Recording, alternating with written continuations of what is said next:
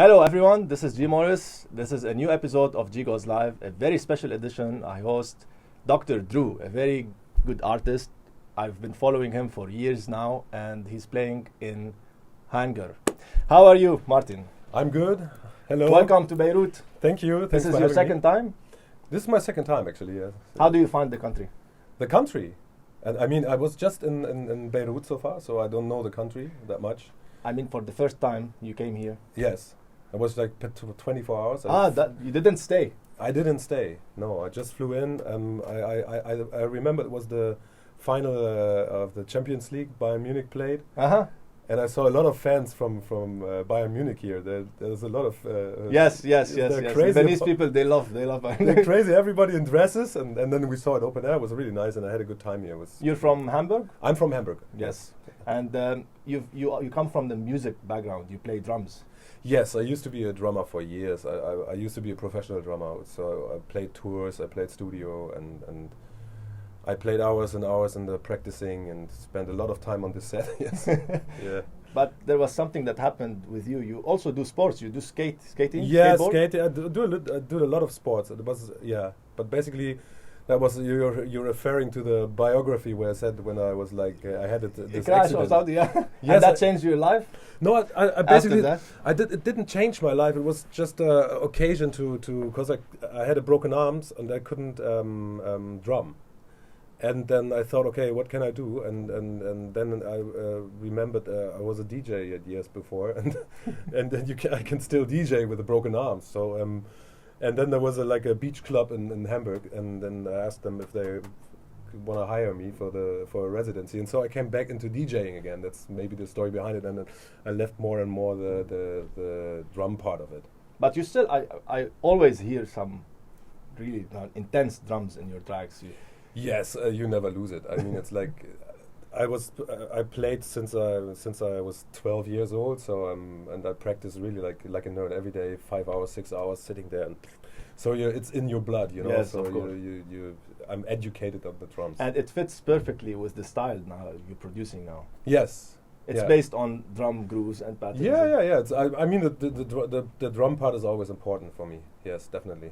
And that club you told me about, it was the Thursday residency that you. No, that was that was a different story. I had I was a producer as well. I played the drums and I was producing and produced a act with my ex-girlfriend, and we did like an electro clash project or something, and then.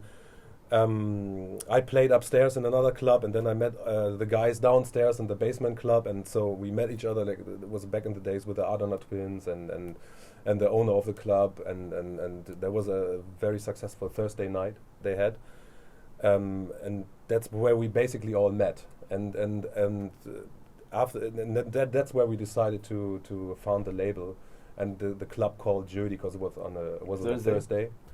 And we wanted to do something prolonging this club, you know, like doing something that lasts longer than just the club. So we founded the label. Jeudi. Jeudi, basically the idea. Yeah. That was in 2010. Yeah.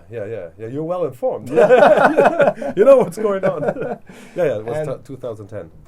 At that period of time, you were also collaborating with other artists. You were more immersed in producing your own music. Yeah. And that period of time, you did a collaboration also with Adana twins. Yeah, I was producing because they were looking for a producer, and I was capable of it. I had the studio and I know how to do it, and so I was producing for them, and also did my own tracks. Started to do my own tracks then back in the days. You did 2 hits with them? Yes. I helped them a lot, I think. I produced the Strange and Every Day, and before like the Anymore and Juicy Fruit and all this stuff. And we started together, and then I felt like I have to do my own stuff, and then I came up with this edit, so with the voice of Dru edit. And then from then it's history, you know. Yeah, and you were in the top chart. Like you produced also a hit, the voice of Dru. Yes. And that's when everything was like opening up to you. Yeah, it was like a combination, you know. The Juicy Fruit was like a kind of a starter for both of us, also for the Adana twins, and anymore. It was also like quite successful in the underground, stirred it up a little bit, but of course the Voice of Dru blew up. Then it was a hit worldwide somehow. Yeah. And from that period, you started getting international bookings as well. Yeah, and that's when it made sense to just rely on DJing basically. So of course I did I was working as a producer as well. I did different stuff like working for German artists, working for TV commercials, all that stuff. So I was basically composing music, also for film music, and so that was my main profession. You still do it till now? In the moment, it's not possible somehow. It's like I'm occupied with traveling and doing my own stuff, and you know, like being a DJ nowadays is a lot of work. It's like not only producing music, also the social media stuff, and so you do everything by yourself. Basically, I have a management, but of course you give the direction. You have to always communicate. Yes, and I do my Instagram, Facebook, and all that stuff. I do myself. I mix. I produce my stuff and I mix my stuff as well. So I'm all my tracks are made by me 100%. So I don't have any producers behind. No ghost producing. No. But mixer. You did produce for other people also. Yes. This is how it's happening nowadays. I hear a lot of these ghost production things going on between artists. Yeah, I think there's even more than you think that are produced by other guys, but you can't name you can't name it. You know, it's like no, it's like of course it's a big business, and there's traveling DJs. Maybe they don't find time to produce themselves, and it's a common business. It's a business at the end of the day. Yeah, at the end of the day, you can think of it whatever you want, but you shouldn't always assume that the artist is always producing the tracks. So it's you know. Yeah. And after that, you started touring around the world. Like you played in Warung, Brazil, and Zigzag, Paris, and Miami. You played all over the world. So yeah, it's really like it was quite big in Brazil as well. I played a lot in Brazil. Had a lot of fans there, and I was basically traveling everywhere. But do you find that your sound can fit in some areas and might not fit in other areas? Did you realize this when you are traveling all around the world? Yeah, of course they just book you where your sound fits in a way. So where your profile is successful, they find a reason to book you. So it's not like you're coming there and they don't know who you are or something. So it's not possible. But of course you have like countries like Brazil, they love this kind of music that I produce, and so it's of course maybe other countries are more very techno-ish, and so maybe I don't fit in that profile, so I don't play there that much. So of course it happens. But if you're booked to either this or that, you're always prepared. You can blend. You can have like two styles. You can play two styles. You can play for specific crowd. That's a bit close to each other, right? Yeah, it's pretty close. Of course, I realized that maybe if you play in England, you have to play a little bit more bass, a little bit more forward. They like it, you know. But you're trying to read the crowd. It's when you play, it happens. You know, you see like okay, they're not reacting like I want. Then you try a little different path, and then you realize they need a little bit more punch. Okay, and then you go from there. You know, it's very important for the DJ to also read the crowd. I think it's very important. That's the most fun part of DJing in the end. I mean, it's if you just play your program and you press play and then it's for me it's boring. So it's that's always like the exciting part and the way you like really like wow, will I make it today will I find a vibe with the crowd or not? That's the exciting part of being DJ, in my opinion. Do you play your tracks a lot, or do you also play for other people? Because some DJs, you know, they're focusing on playing just their own edits and remixes, and some are just don't play their own tracks. But I like to play my tracks. I like playing my tracks because, you know, I mean, you spend so much work on these tracks, and then you want them you want to hear them, you know, you want to see them going to life, you know, and then it's also a very exciting process if you play your tests. You're preparing the beat and you're playing. Maybe the arrangement is not perfect now. Then you go back in the studio, arrange it a little bit different. It's a good opportunity also for you to test it out loud with a crowd. And and that's the most amazing part. You play your songs out loud for the crowd. Wow, and they react. You know, and even if you play like tracks you haven't released before and you play it and you see, there's good reaction to it, I mean, that's great. a nice part of it. Martin, you know? how do you define your sound now? Like, because we had an evolution in the sound, and also I'm producing a documentary about that. Yeah. From 2006 till now, Yeah. there was a huge evolution in the electronic music sound. So the style we call now deep house wasn't like the deep house it was before. And how do you find that this evolution is affecting your own production? Of course, it's if you play around the world and if you play a lot, of course, difference. You always like getting different inspiration from everywhere, and it's affecting your sound in a way.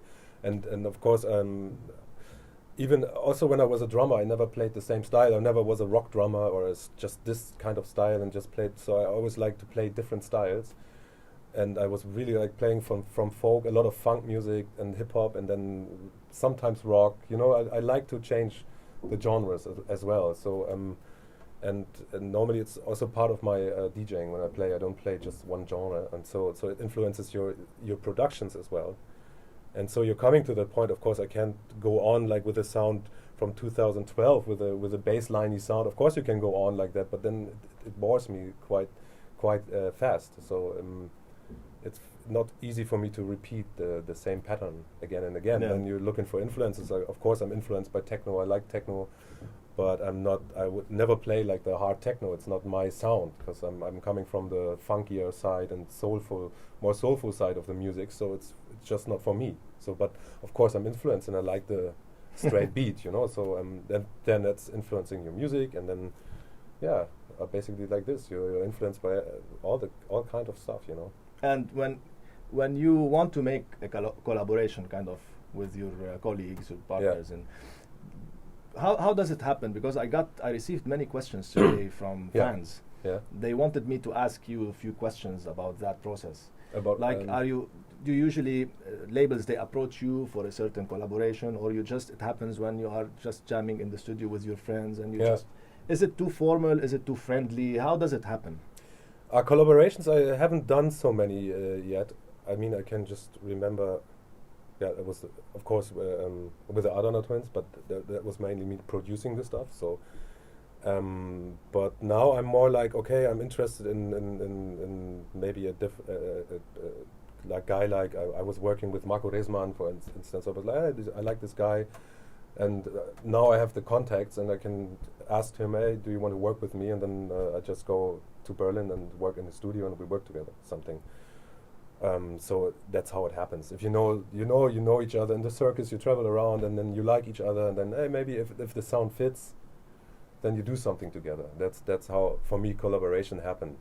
Of course, you can do the more professional way and send your management, and then they ask them. But of course, but I don't do it like this. So, but as I said, it's in the moment I want to collaborate more, but so I didn't because I'm coming from the musical side of I make music, like playing with musicians, and playing with musicians is always like you're in one room with 5 or 4 people, and you play together. Basically, you throw ideas in the room, and you throw something to the guitar player, and he's picking it up, and that's the fun part of making music together. It's communication. Whereas when you're in the studio, you're sitting there alone by yourself. You're making all the decisions alone, and it's sometimes it's kind of a weird process for me. You know, like you always have to decide what's going on and what's happening next, and I like to have the vibe. And somehow I lost it over the years. I was rehearsing with my friends, and we were playing music, and at the end we had a track. And suddenly I was this lonely producer sitting in the studio and doing his stuff. I love that. I love to work out ideas, but I realized I missed that, communicating with other people and about music, you know. And I want to definitely get more into it. But I mean, you can do it whenever. You can we can do something together, you know. And it's always like something interesting happens because you come from another background and introducing new sounds maybe. Yes, that, totally. Can reflect my environment or. Yes, and you're learning a lot from how the other person is approaching the DAW. You're doing it this way. I didn't know, and stuff like this. And then I was working with another name, Stefan Barnum, really good producer, really young guy.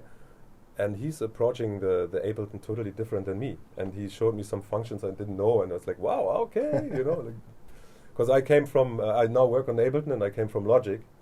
So I wasn't so into it. So sometimes I need the young guys to tell me how it works, you know. So do you also play live? Not yet, no. I thought about it. I'm looking for a setup still, because it's what I do. Of course, it's I record sessions, so I have like a sequence, and then I do this more and more, and I'm trying to get away from this programming process to just record your stuff and then leave it there and cut the parts out that you like. So you record basically in audio. So you can play around. Maybe you have like your MIDI sequence, and then you can turn the knobs and you record a session of 15-20 minutes or whatever, how long you're inspired. And then you have to like cut the best parts, and then suddenly you have a song. I think it's very interesting, and that brings back the communication, because then things are happening that you don't expect, you know, and that's maybe a nice inspiration. Now with the capture function in Ableton, you can yes. you won't miss anything yes. anymore. Yes, if it works, I have to check it. I have to check if it really works. Like, so you switched to Ableton recently? No, not recently. Years ago, like 3 or 4 years ago. But still, like, you know, the double. It's a lot of stuff you can learn, and but the capture function was in Logic like 4 or 5 years ago already. Just saying.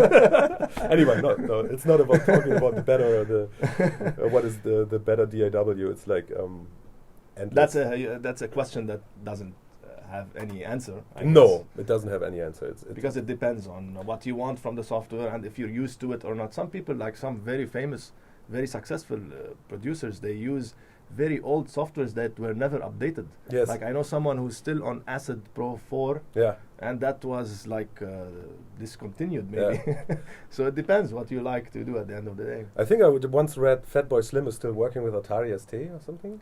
I think yes. I think he's still working with Cubase or Notator or something, and he has his samplers and he knows how it works. He's getting the best out of it. Then, you know, with whatever you can. So they're just instruments, you know. Yes, it's what you do with them. Yes, of course. And do you use a lot of analog gear, or you just focus inside the box? No, I don't know, about 3 years ago, I more and more got out of the box. I'm more into analog. I have some stuff, but it's for me. It's also it could be an endless discussion. You know, like I just realized. There's something about the analog stuff that I like, so it has a deep depth. I don't know if I do the same sound with a VST instrument, and I try to replicate it on the analog or vice versa. It's I don't know what it is. It's somehow it has a little bit more depth. Maybe if you have the one-on-one, if you put it one-on-one on me and I have to listen, maybe I don't even do it. I don't know. But it's a sum. It's a sum of it, you know. But I would never say I would go never go just outside the box or inside the box. I think it's also like a endless discussion. Because if you like route a VST out of the box, route it maybe through a very nice amplifier and then a preamp and then maybe a nice EQ, nice compression outboard. Then you put it back in. I don't think anybody hears the difference anymore. Yeah. Like, you know, like if you have the technology now is advancing and you can barely notice any difference. It's like, but I like fiddling around with stuff and I like to turn the knobs and really there's a sound. It's like, I don't know. It's when for instance, first time I turned on this one and the Sub 37. The Sub 37, and I was like, wow! I was really like fiddling around for hours because it's so. And I never had this with a VST. You know, I have never had this feeling for like a warm heart when I was like, wow, what is this? And I also have the Prophet 6. It's like another huge synthesizer, yes. and I was like, wow, it's just amazing, you know, and it's not only about the big knob. So no, they use just the cutoff. Yes, it's not only about the cutoff and no. It's really interesting and as I said, how it sounds. It's like it's an instrument. It's wow. So that's why I bought some stuff, and also I have some stuff from the 80s or old Moog and stuff like this, and I really enjoy it to fiddle around. But recently I also realized I have to more concentrate on one or two machines, because I got distracted from all this outboard stuff, because I can imagine. Man. Yeah. I said Do you yes ever finish because I am experienced. Never. I would never. I experienced the same thing, yes. Yeah. It's a blessing and the opposite, the complete opposite. Totally, because maybe just take this one and try to get a song out of the Sub 37. You would be amazed. You can like do kick drums with it. You can like do hi-hats, snares, everything for the groove, toms. It has everything. So and if you want to stack harmonies, you can record the on top of each other, and then you can. And that's another thing you should sometimes do. And like just today I just do a track with one synthesizer. And that's it. That's it. You know? And also, I mean, out of the TR-8, you can get so much stuff. This is a very, very, very beautiful piece of gear. Yeah, if you crank it up, like with everything, you know, you can get a lot of shit out of it. I didn't say shit. Martin, back to your label, G.GOES. Yes. How often do you release on it? It's different. We had a phase where we released. Almost every month. Then we just recently we had a break of half a year even. So it's because it's when you're having a label, it doesn't seem like it, but it's a lot of work aside, you know. And if everybody's busy within the team with other things, like one of my partners, he's a big promoter in Hamburg. He's doing a lot of stuff. Then he had a kid. So he didn't have time to do some things. Then the other guy also had a kid. Then it takes a lot of time. Yeah, suddenly then he has his other project, and so it takes away a lot of time. Then you suddenly, no, I'm alone on this, and I'm alone on it. Then the process is slower. But now we have lined up very nice stuff. So we just started with the Argentinian group Brigado Crew and Cristiano. And now me is next. I'm coming finally again. So releasing by the beginning of March. Then we have Dinox and Becker's really fantastic Sebastian Leger remix on it, and that must be one great EP. There's good stuff coming. Danito and Atina is coming with Inilea. I'm always mixing up the name. Amazing remix. So we have lined up for at least past summer. We have releases lined up, but before it was the break. Suddenly we have to. You know, it's a lot of work. And are you planning to also do some work on other labels? Me releasing stuff. Last year I released on Up On You. Now I just did a remix for Economist on Up On You. It's coming end of February, and we'll see. So it's definitely stuff there. I just don't want to say something before it's not really like signed. You know, sometimes it's like I know it with my label. You send demos, you say I want to sign it, then it takes like forever until you finally come out with a final project. So but of course I'm open. Of course. So Martin, when you play for a crowd, like when you're booked, for example, to go play in Brazil or any other country, because you came here before to Lebanon, do you find some difference in the Middle East? Yes. In general, in the Middle East. In general, you played where exactly in the Middle East before? I was in Jordan. I was in Egypt. Considered as Middle East still, right? Egypt on the middle, on the other side, and then Lebanon. I think that's it. Yeah. Do you find like a difference in how they communicate with you on the dance floor, or the crowd itself, or like the people, how educated musically they are, etc.? Yeah, I just had a really good experience here. So in Lebanon, of course, the reputation of the crowd here is great. Everybody's playing here with a great joy. So they're very receptive here. That's what I can say from the last experience. So, like singing along and stuff. I like that. It's a little bit also like I must say, like the Brazilian crowd. A little bit like they have a very huge heart for music. You know. Yes. They love music, and they show. They show it. They show it. They're not And like cool, you know. Yeah, yeah. Not like playing cool. Then if they love stuff, they're like going crazy. Yeah. So that's what I really like about the mentality here in general. But it's the general mentality I think here in the Middle East, right? Yes, yes, of course.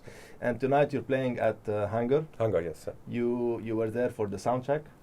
Yeah, not for the sound check, but yesterday I was there. So just I arrived in the night because I wanted to spend one day in Beirut because last time I liked it so much. So I wanted to see a little bit more of the cities. So I came last night.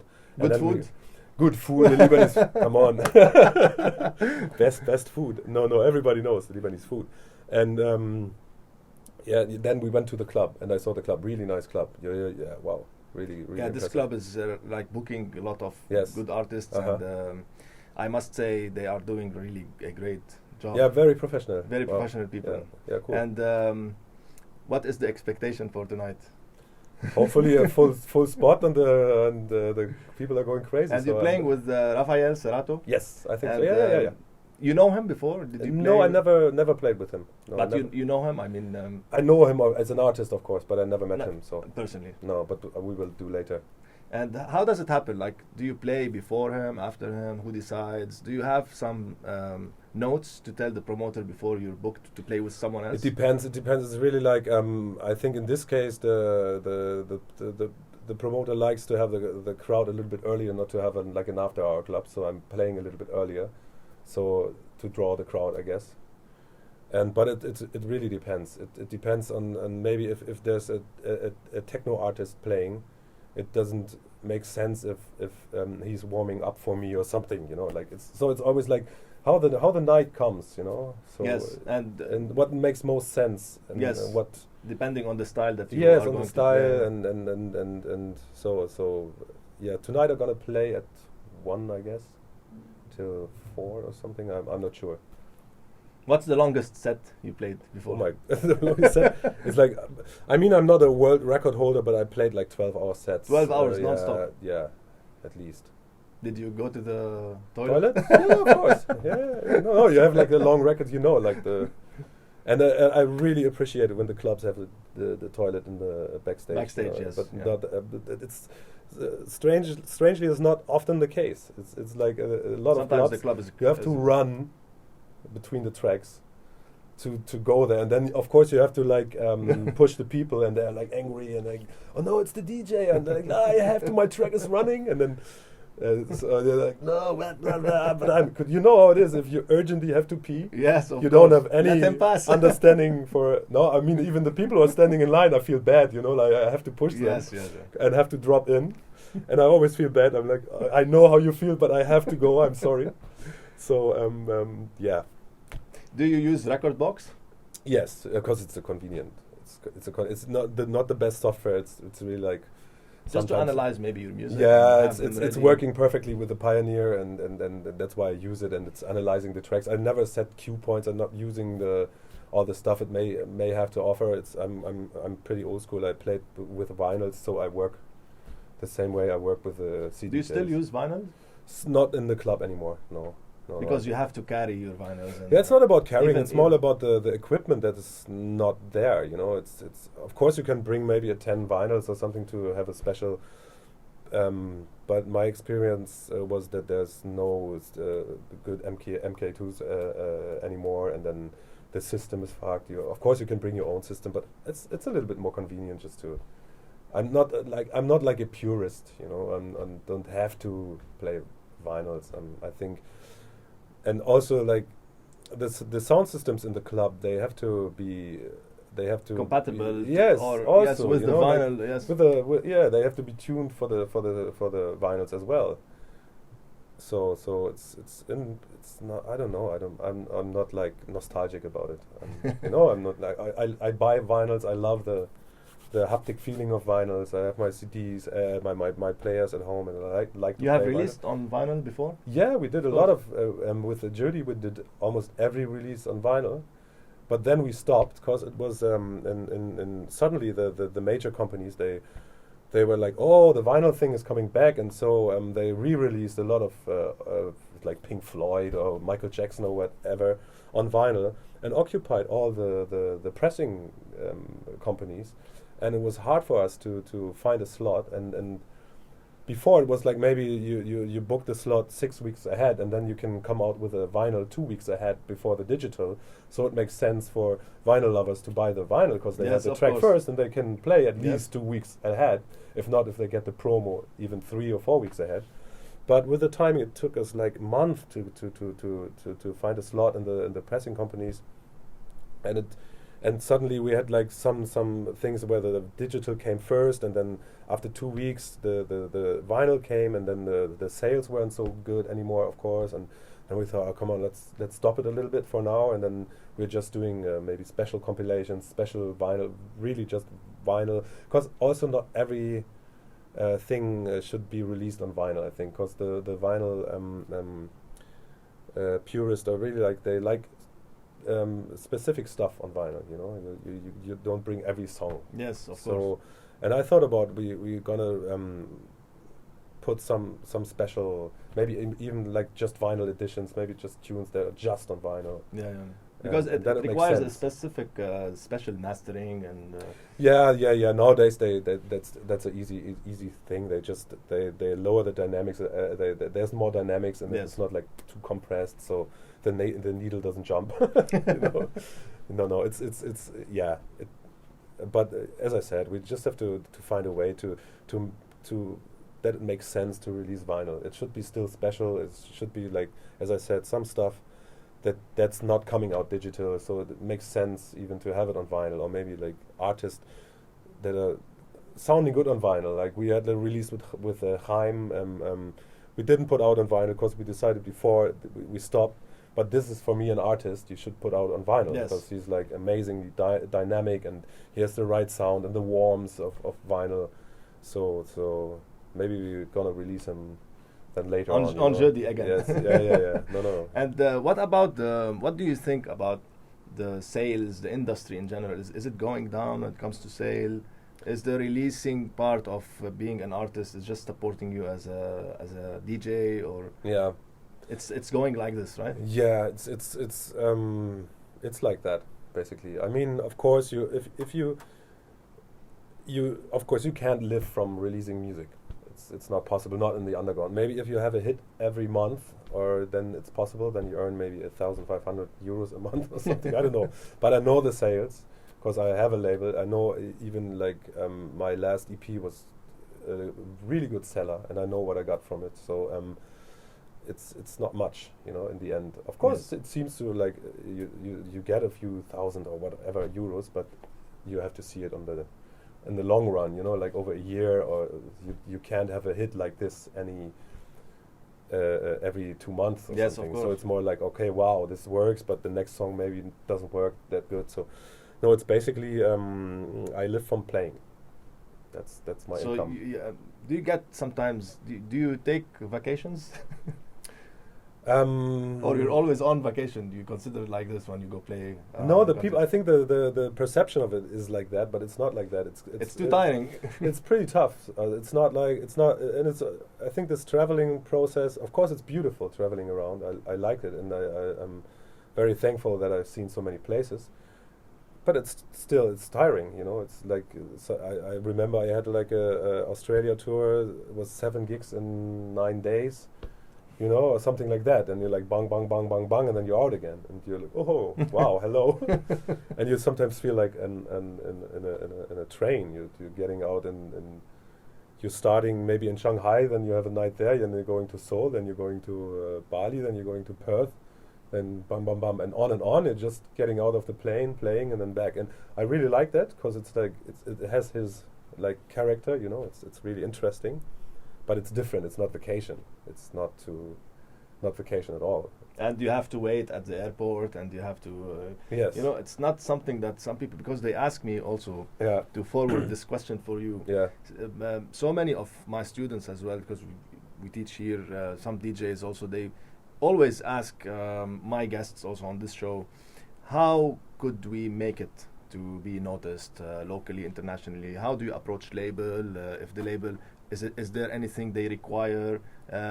I play good music. I have good taste. What's my next step? So they always want me to ask my guests about this. What do you give? What advices for someone who's just freshly graduated, if we can say. Yeah, you have to have, first of all, you have to have a good track. That's the most important part, because I also get a lot of demos, of course, and I must honestly say I'm not listening to all of them, because it's too much. And also, if there's like different things. Sometimes they're writing you, they're writing you with CC to maybe 50 label. Hey, I got the new EP for you, nice, I like your label, blah, send it. And then the first thing I do, delete. Because even if I don't want this. So because how I approach a label is I listen to the music, I like the music. It's not like, okay, in the moment, like the hippest label is this, then I approach the label. I like the music, I send the track with a nice hello, a nice introduction, and then that's how I just watch myself when I'm like going through the demos. I'm like, oh, okay, he's writing, he really knows the label. Normally they always say like, oh man, I love your label and I love the latest release, and I always want to write back, okay, which release do you like? Because you'd see how they write, that they're just like sending it to everybody. So and then if you see like, okay, they know. Also a lot of people like just send me a link. Hey, here's my new latest production, as if I was waiting for a production. You know what I mean? It's like demo. I really like it if like somebody's writing, hey, I'm Hans from Germany. I'm producing since blah. I have a nice track here. If you want to listen, and then it's always important. But people think that I have nothing to do than listening and answering emails. Listening to music and answering emails. That's not the case. It takes time, and there's no problem if you like after 2 weeks you say, come on, have you listened? It's a really nice track, and then you see there's really interest, and it's not annoying me at all, because if there's somebody like showing interest and asking, he wants to go for it. Yeah, he wants to go for it. He shows me, man, have you listened? It's a really nice track. And then if I don't answer, maybe after a week, or maybe it's about the timing. You shouldn't annoy the guy. Like always say, have you listened? Have you listened? But maybe like after 2 weeks, I think a label should answer. If they don't answer, then maybe it's not for them. Also, I don't answer if I don't like the track. I don't answer necessarily, because normally you can say, if I don't answer, I think I don't like the track. But sometimes it slips through the radar, so I would always ask after 2 weeks, man, I sent you a track, have you heard it? And then if I still don't answer, then I don't like it. I don't, because I can't like write the feedback for, that's what I always, the people are always asking, can you write me a feedback? I'm like, I can't, because it's like taking time, because if I'm writing a feedback, I'm listening to the track, I'm really like writing, a man at here, I would do the drop differently, I would blah, blah, blah. That's a feedback for me, not like, the track is not good for us. So, you know what I mean? It's like it's like a professional feedback. Yes. Yes, it's the first thing. So the first thing I would say is like, really send with a nice hello, and then really ask again after 2 weeks, but don't annoy like after 1 week again. But if you write again, say, hey man, have you listened in a nice way? Have you listened? And then that's the only thing. And if the label doesn't answer, then come on, you can't do anything. It's not like there's no recipe to success for this one. Maybe you missed it, the best track. Maybe you composed the best track. Yes, of course. And the label missed it, and 2 years later they're like, fuck, I missed it. But the other thing is like that you have the contact. So it helps a lot if you're a resident DJ, and so you're always meeting the DJs, and I had it a lot of times that the residents were, hey man, I like your style, I have a stick, I have a USB stick for you, can you listen? And if the guy is nice and I like his approach, and then I listen to the stuff, and of course you never know if you sign it, but that's another possibility. And do you sign new artists, or you always focus on people who have already a discography? And no, if you see the discography of Jody, it's always new guys, although it's like pretty tough with the new guys. It's if you're sending out the promos, you see if you have like a guy with a little name, the big guys open. If it's like a no name, they might not open. So it's always a risk to with a new artist. But we are always having a lot of new artists on our label, and even like I must say we were the first guys who signed Camel Fat on Jody Records. So and now they're the biggest. Yes. The biggest guys in the business in the moment, Yeah, right? I missed this. I didn't know about it. Now I knew. Yeah. So we were the first one who released them, and really nice guys, by the way, really cool guys. Also newcomers, and so we had a lot of newcomers, which is not necessarily maybe the smartest part, but for me the interesting part of releasing music. So, but no, the big guys, I don't know if we're releasing big guys anyway. You know? All the guys like Sidney Charles is another example. He was quite small back then when we released him. Now he's big.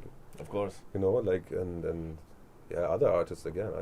I have to check, but we released a lot of like guys who were like smaller back then, and now they are bigger. So your next release is going to be on your label. Yes. Yeah. Which is, do you have a title for it? It's Mind Parade. Mind Parade. Yeah, it's a crazy journey. It's a crazy journey it was with the tracks. So it's an EP of only original tracks. Yeah, it's two tracks. It's a 2-tracker. Yeah, I have like other tracks I wanted to put on, but I thought no, it's like what I wanted to say with this EP is said with the 2 tracks, and then the others I spare for other things. So. No, and you're focusing on releasing only on your label for this year, for 2018? No. I wanna put out other stuff as well. It's just in the making, so I don't want to talk about. But no, it's like normally I want to release maybe once a year on my label, then and see. But it's still nice to have this platform, and you can release on your own label, because it's also hard to find a spot in bigger labels. But I also wanted to say it's not easy for a newcomer to release on a bigger label, so it's because they have a release. We also had it like a release schedule for 1 year. It's already occupied. Every slot is occupied. Yes. You know, and so it's not easy to get in there. So of course, if you like have a name and then you have the right big track, then they of course push the others a little bit aside to release it. But normally, if it's a normal good working track, they like wait 1 year. Yeah, yeah, and that's why it's nice to have your own label, because I can always say if I have a nice track I really like and I want to have it out, I can put it out on my label. So and the label is big enough so that people would maybe open the promo, so it's not like a no name. That's nice to have, and it releases you a little bit from the pressure to what kind of sound, where I want to go. No, I don't find a spot in the label, and you know, that's good to have. And where's your next gig after Per-vurt? I have to think. The next gig is in Germany, I think. And there was another one in Dubai. No, Dubai was postponed. I don't know. I have to look up in my schedule. And no, there was like so many like pushed around. It's like it's next week, and then that's this week, and then I should have gone to Thailand this week. Then they canceled the festival. You know, so it's like changing a lot, and then there was a gap suddenly. Then they filled it again, so I don't know where I have to look in my calendar, and I didn't synchronize with my computer, so I'm always like logging in the calendar, and then yeah, that was the gig, you know. No, but there's stuff coming. So tonight you're playing at Hangar. Yes. And before we end this interview, what would you like to say to the Lebanese crowd? To the crowd, I would say like I hope tonight is going to be like last time, really an enthusiastic crowd, and I'm really happy to play here again. I was really desperately waiting for a booking. I had 1 or 2 things that didn't work out because I was touring otherwise, and so I'm really happy to be finally back in Beirut or in Lebanon, and it's going to be a nice party, I guess. Of course. Yes. Martin. Yes. Thank you for being here in my yes, studio. thanks for having me, man. And we wish to always have you in Lebanon. Yeah. Maybe next time you can do the masterclass with us. Yeah, we were talking about it earlier. So I never did a masterclass. Of course, I have a lot of stuff to tell you maybe can't use. Because of course. Maybe I have some tips for you. So maybe we can arrange it next time. Of course. No, really, more happy to come back. It's an honor for me to have you here, and I will do my best to join you tonight. Yeah, do that at Hangar. And you guys, thanks for watching. As usual, this is not yet season 2. G.GOES Live is my show. Yes. I was doing it for the last 25 episodes. Oh, wow. And I decided to take a break and change the concept of it. Yeah. So that's a very special episode of G.GOES Live. And thank you guys for watching. See you soon. See you soon.